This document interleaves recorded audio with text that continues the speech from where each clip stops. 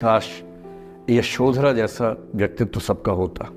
और वो आधी रात को पत्नी और बेटे को सोता हुआ छोड़ के चले गए। लेकिन यशोधरा की सबसे बड़ी परेशानी इस बात से नहीं कि बुद्ध चले गए, इस बात से है कि बिना बताए चले गए। सुबह उठ के भिक्षा मांगने लग गए उस इलाके में, अपने ही पिता के राज्य में। पिता ने सिर पीट लिया कि भाई क्या कर रहे हैं। और यशोधरा कितनी महान महिला रही होगी, उसने अपने बेटे का हाथ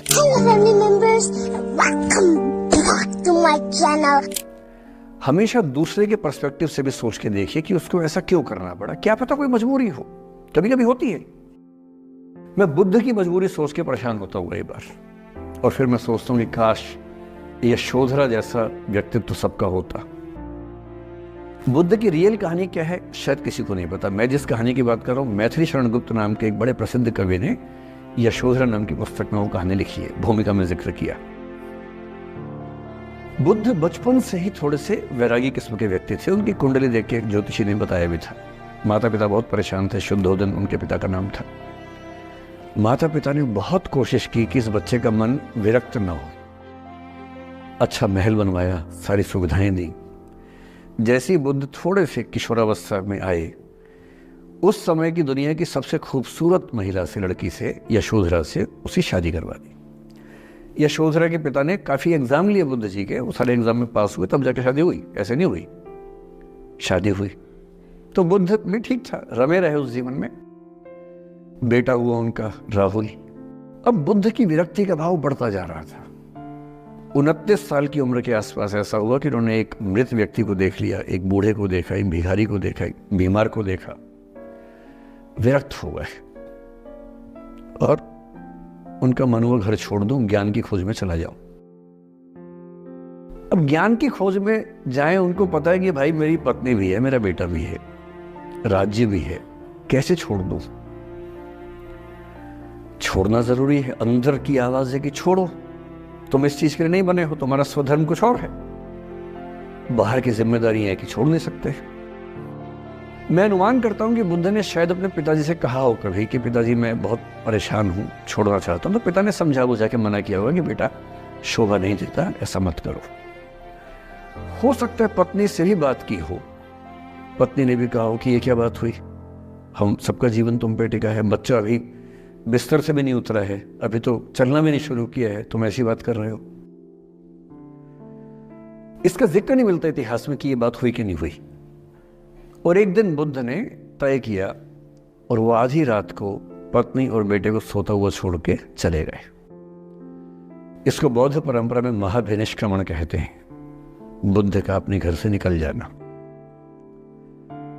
अब बुद्ध चले गए, लेकिन मैथिली शरण गुप्त यशोधरा के पर्सपेक्टिव से बुद्ध को देख रहे हैं। यशोधरा बहुत परेशान है, भाई पति चला गया है, बच्चे का पिता चला गया, मजाक थोड़ना है। राजा परेशान है कि उनका उत्तराधिकारी चला गया है।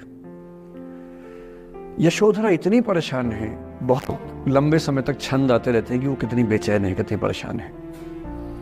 लेकिन यशोधरा की सबसे बड़ी परेशानी इस बात से नहीं कि बुद्ध चले गए, इस बात से है कि बिना बताए चले गए, भरोसा नहीं किया। और वो अपनी सहेली से कहती है, सिद्धि हेतु स्वामी गए, यह गौरव की बात। मुझे गर्व है कि मेरा पति इतने महान काम के लिए गया है। सिद्धि हेतु स्वामी गए, यह गौरव की बात, पर चोरी चोरी गए, यही बड़ा व्याघात। सखी सखी वो मुझसे कहकर जाते, कह तो क्या वो मुझको अपनी पथ बाधा ही पाते। क्या मैं रास्ता रोकती उनका। उसके मन में ये मलाल है कि बिना बताए चले गए। वो इस भाव को लेट गो नहीं कर पा रही है, परेशान है। फिर बुद्ध को ज्ञान मिला 6 साल की तपस्या के बाद, बोधगया में बोधि वृक्ष के नीचे ज्ञान मिला। बात फैल गई। जो 5 शिष्य बुद्ध को छोड़ के भाग गए थे उनके बुरे वक्त में, उन्हीं 5 को बुद्ध ने सबसे पहले ज्ञान दिया सारनाथ में, जिसको धर्म चक्र प्रवर्तन कहते हैं। बुद्ध की ख्याति बढ़ने लगी। शुद्धोदन ने बुद्ध के पास, अपने बेटे के पास कई लोगों को भेजा ये कहने के लिए कि भाई यहां भी तो आओ, हमसे भी तो मिलो। बुद्ध का ऐसा प्रताप था कि जो उनके पास जाता वो बुद्धम शरणम गच्छामि हो जाता, वापस ही नहीं आता। तो फिर शुद्धोधन ने बुद्ध के बचपन के एक दोस्त को ये कह के भेजा, भैया मैं जानता हूं तुम वापस नहीं आओगे, पर प्रभावित होने से पहले बोल देना कि पापा याद कर रहे थे। तो वो गया, उससे वायदा निभाया, हो तो गया, बुद्ध के संग में दीक्षित हो गया, पर वायदा निभा दिया। तो बुद्ध ने कहा जरूर जाऊंगा, पिताजी की आज्ञा है तो जाऊंगा ही जाऊंगा। बुद्ध पहुंचे अपने कपिलवस्तु, जो अपना इलाका था वहां पहुंचे। पूरे कपिलवस्तु में, नेपाल सिद्धार्थनगर से नेपाल जाएंगे तो नेपाल बॉर्डर पे कपिलवस्तु है, मैं देखने गया था वो जगह जहां बुद्ध पैदा हुए थे, बड़ा सुंदर स्थान है, आप भी जाकर देखें कभी। तो बुद्ध पहुंचे रात को, एक धर्मशाला में रुके। अब वहां हल्ला मच गया कि राजा का बेटा धर्मशाला में।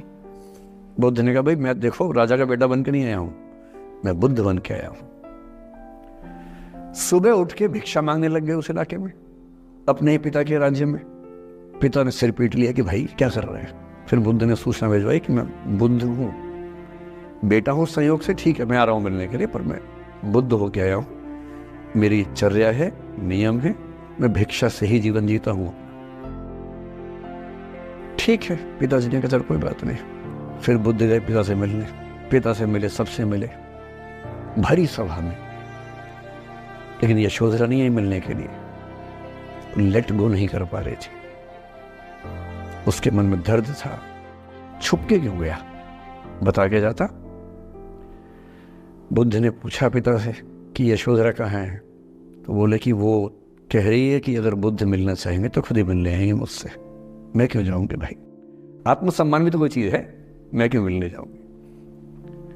तो बुद्ध मिलने गए। सोचिए कमरे में यशोधरा बैठी है, राहुल साथ में। अब राहुल थोड़ा सा बड़ा हो गया है, 6-7 साल का है। बुद्ध गए हैं। अब आपके मन में आ रहा है कि बुद्ध वहां जाके बोलेंगे सॉरी मैंने गलत किया, I hurt you, I really feel sorry. बुद्ध है वो बुद्ध है। वहां जाके क्या बोल रहे पता है, भिक्षाम देहि, भिक्षा दो। और यशोधरा कितनी महान महिला रही होगी, उसने अपने बेटे का हाथ बाप के हाथ में दे दिया। लेट गो का इससे महान उदाहरण दुनिया के इतिहास में नहीं है कि चलो आखिर तुमने आके झुक के कुछ मांगा तो सही। उसकी जितनी ईगो थी, अहंकार था, सब विगलित हो गया। और जो औरत परेशान थी कि मुझसे बिना बताया गया, उसने अपने बेटे को दे दिया कि इसको लेके जाओ, क्योंकि मैं जानती हूं कि तुम महान काम कर रहे हो, और तुम महान काम कर रहे हो तो मैं क्यों बीच में आऊंगी भाई। मेरा पति महान काम कर रहा है तो मुझे खुशी होनी चाहिए, और तुम्हारी उस खुशी में मैं क्यों पीछे हटूं। बस मुझे भरोसे में लेके जाते तो और खुश होती। Don't forget to subscribe my channel.